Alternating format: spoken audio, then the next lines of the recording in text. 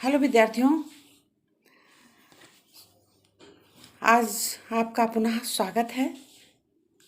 आज हम अपने विषय से हटकर कुछ अध्ययन करेंगे। ज्ञान से संबंधित ये है कि हनुमान जी, भगवान हनुमान कौन थे, इनकी जयंती और जन्मोत्सव में क्या अंतर है। हनुमान जी को सब लोग जानते ही हैं। हमारा उद्देश्य जो है हनुमान और जयंती और हनुमान जन्मोत्सव, जयंती और जन्मोत्सव में अंतर बताना था। और हनुमान जन्मोत्सव अभी 6 अप्रैल को मनाया गया। हम तभी आपको उसी समय बताना चाहते थे, लेकिन समय अभाव के कारण नहीं बता पाए। तो चलिए आज हम इसका अध्ययन करते हैं। हनुमान जी कौन हैं, हनुमान जी के जन्मोत्सव और हनुमान जयंती में क्या अंतर है। प्रिय विद्यार्थियों, आप सबको बहुत बहुत स्वागत है। आप प्रगति के मार्ग पर आगे बढ़ते जाएं, ये मेरी कामना है। और इसको सुनने के बाद भगवान में इतनी शक्ति है कि आपको लगेगा कि हमें अवश्य शक्ति प्राप्त हुई है। हमेशा हम लोग सिलेबस के विषय में अध्ययन करते हैं, विषय सामग्री पर ज्ञान ही होता है, ये भी ज्ञान पर आधारित है। तो बजरंगबली हनुमान के बारे में आज हम पढ़ेंगे, जो हमें दिखाई नहीं देते हैं किंतु हमारे बीच में सदैव उपस्थित रहते हैं, जिसके विषय में समाज में हर दिन जय जयकार होती रहती है। कहते हैं उनको अमरता का वरदान था, इसलिए वो आज भी हमारे बीच में कहीं उपस्थित हैं। पर उनकी शक्ति के विषय में इनका कोई बिरला भक्त ही बता सकेगा कि सच क्या है। ऐसे बजरंगबली हनुमान जी के जीवन के विषय में हम जानने का प्रयत्न करेंगे। जयंती और जन्मोत्सव के विषय में भी जानेंगे। 6 अप्रैल 2023 को हनुमान जी का जन्मोत्सव मनाया गया था। हनुमान जी कलयुग के ऐसे प्रभावी देवता हैं जिनकी भक्ति आराधना करने से सारे पाप नष्ट हो जाते हैं। हनुमान जी के जन्मदिन को हनुमान जयंती कहना चाहिए। हनुमान जयंती नहीं कहना चाहिए। जयंती मृत्यु के बाद मनाई जाती है और जन्मोत्सव जिंदा का मनाया जाता है। किंवदंती है कि हनुमान जी को अमरता का वरदान था। हनुमान जी अमर हैं, वो युगों से जीते रहे हैं और जीते रहेंगे, इसीलिए हनुमान जी के जन्मदिन को जन्मोत्सव ही कहा जाएगा। ज्योतिषियों की गणना के अनुसार बजरंग बली का जन्म चैत्र पूर्णिमा को मंगलवार के दिन चैत्र नक्षत्र मेष लग्न के युग में हुआ था। हनुमान जन्मोत्सव एक हिंदू पर्व के रूप में मनाया जाता है। हनुमान जी के पिता सुमेर पर्वत के वानर राजा केसी थे और माता अंजनी थी। हनुमान जी को पवन पुत्र के नाम से भी जाना जाता है। उनके पिता वायुदेव कहे जाते हैं, माता अंजनी के नाम से जानी जाती हैं। अंजनी का नाम उनके माता पिता ने पुंजिक स्त्री रखा। पुंजिक स्त्री देवराज इंद्र की सभा में एक अप्सरा थी। पुंजिक स्त्री देवराज इंद्र की सभा में एक अप्सरा थी। एक दिन इंद्र की सभा में जब दुर्वासा ऋषि इंद्र की सभा में बात कर रहे थे, उस समय की बात है कि पुंजिक स्त्री जो है बार बार इधर उधर आ जा रही थी। इस बात से क्रोधित होकर दुर्वासा ऋषि ने उन्हें वानरी होने का श्राप दे दिया, मतलब बंदर फीमेल का श्राप दे दिया।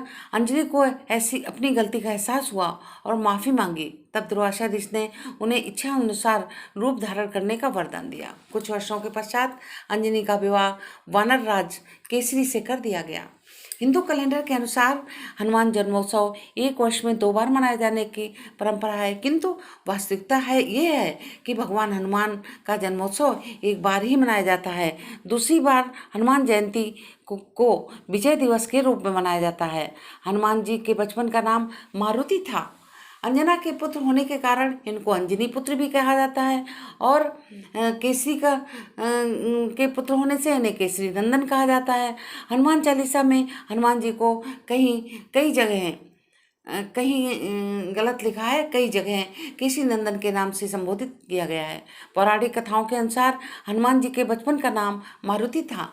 जब मारुति ने सूर्य को अपने मुख में भर लिया, हनुमान जी ने बचपन में जब सूर्य को अपने मुख में भर लिया तो इंद्रदेव ने क्रोधित होकर उन पर वज्र से वार किया था, जिससे मारुति की हनु टूट गई थी, जिससे वो उन्हें हनुमान कहा जाने लगा।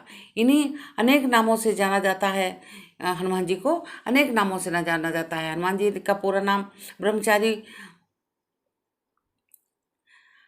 है, ऐसा हनुमान जी पूरे जीवन ब्रह्मचारी होकर बिताया था, ऐसा कहा जाता है। लेकिन क्या आप जानते हैं कि किंवदंती है कि इनके एक पुत्र भी था।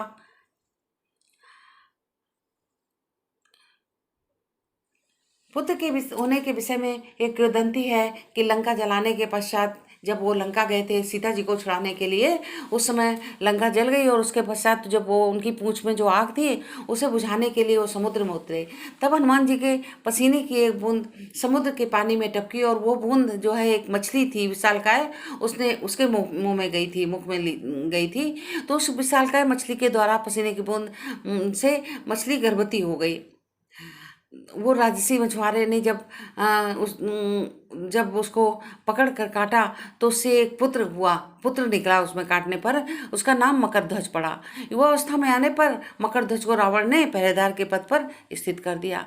रामायण के अनुसार जब पाताल लोक में अहिरावण रावण के छोटे भाई थे, तो रावण के कहने पर प्रभु राम और लक्ष्मण को प्रभु राम और लक्ष्मण को बंदी बना लिया था। तो उनको खोजने के लिए वो पाताल लोक पहुँचे। रावण ने राम और लक्ष्मण को बंदी बना रखा था, तो उनको खोजने के लिए हनुमान जी पाताल पहुँचे। और खोजते खोजते जब वो हनुमान जी पाताल लोक पहुँचे तो वहाँ मकरध्वज नाम का एक पहरेदार खड़ा था। हनुमान जी ने देखा और उन्हीं के समान है हनुमान जी आश्चर्यचकित रह गए और कि उनके समान दूसरा ये कौन है। जब हनुमान जी ने पूछा तो मकरध्वज ने कहा, अपने पिता का नाम हनुमान बताया और अपने जन्म की कहानी मकरध्वज ने इस प्रकार बताई कि एक दिन बड़ी मछली की पकड़कर एक राजसी मछुआरा लाया। मछली काटने पर मनुष्य रूप में मैं निकला, तो मैं आपका पुत्र मकरध्वज हूँ। भगवान हनुमान जी अपने कौशल और बुद्धि के लिए जाने जाते हैं। उन्होंने अकेले ही पूरे लंका को जला दिया था। यहाँ तक महाशक्तिशाली रावण भी उनको वश में नहीं कर पाए थे। हिंदू धर्म ग्रंथों में विशेष रूप से हनुमान चालीसा में उल्लेख है। अपने भक्तों को बल प्रदान करने वाले, अपने जीवन की बाधाओं को दूर करके खुशियाँ प्रदान करने वाले ये हनुमान जी हैं, जो सभी याद करते हैं उनको ये उनके कष्ट दूर कर देते हैं।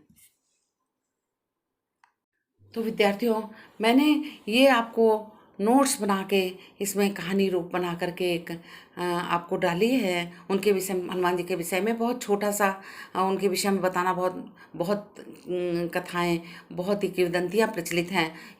ये थोड़ा सा उसका संकुचित रूप हमने आपके सामने प्रस्तुत किया है। आशा है आपको अच्छा लगेगा और इसको सुनेंगे तो अवश्य ही आपको मन को शांति मिलेगी।